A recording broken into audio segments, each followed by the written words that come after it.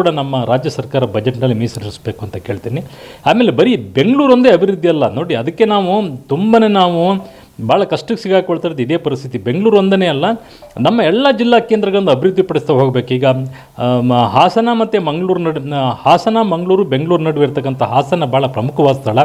ಇಲ್ಲಿ ಕೈಗಾರಿಕೆಗೆ ಉತ್ತೇಜನ ಇದೆ, ಇಲ್ಲಿ ಕೃಷಿಗೆ ಪ್ರಾಧಾನ್ಯತೆ ಇದೆ, ಬೇರೆ ಬೇರೆ ಇಲ್ಲಿ ಶೈಕ್ಷಣಿಕ ಕೇಂದ್ರಗಳಿದ್ದಾವೆ. ಹಾಗಾಗಿ ಹಾಸನಕ್ಕೂ ಕೂಡ ಈಗ ಬೆಂಗಳೂರನ್ನೇನು 4 ಭಾಗಗಳಾಗಿ ವಿಂಗಡಿಸಿ ಬೆಂಗಳೂರು ಪ್ರತ್ಯೇಕವಾಗಿ ಅಭಿವೃದ್ಧಿಪಡಿಸಬೇಕು ಅಂತ ಆಲೋಚನೆಗಳಿದ್ದಾವೆ. ಹಾಗಾಗಿ ಹಾಸನಕ್ಕೂ ಕೂಡ ಈ ಥರದ್ದೊಂದು ಒಂದು ಟೈಮ್ ಬಾಂಡ್ನಲ್ಲಿ ಏನಾದರೂ ಹಾಸನ ನಗರನ ಅಭಿವೃದ್ಧಿಪಡಿಸಿದ್ರೆ ಅದು ನಿಜವಾಗ್ಲೂ ಅದು ಭಾಳ ಅರ್ಥಪೂರ್ಣವಾಗಿರ್ತದೆ ಅಂತ ಹೇಳ್ತಾ ನಾನು ಮಾತು ಮುಗಿಸ್ತೀನಿ. ಬಜೆಟ್ನಲ್ಲಿ ರಾಜ್ಯ ಸರ್ಕಾರ ತ್ವರಿತವಾಗಿ ಕ್ರಮ ತಗೊಳ್ಳಿ ಅಂತ ನಾನು ಈ ರಾಜ್ಯ ಸರ್ಕಾರಕ್ಕೊಂದು ಒತ್ತಡ ಹೇರ್ತೀನಿ. ವಂದನೆಗಳು.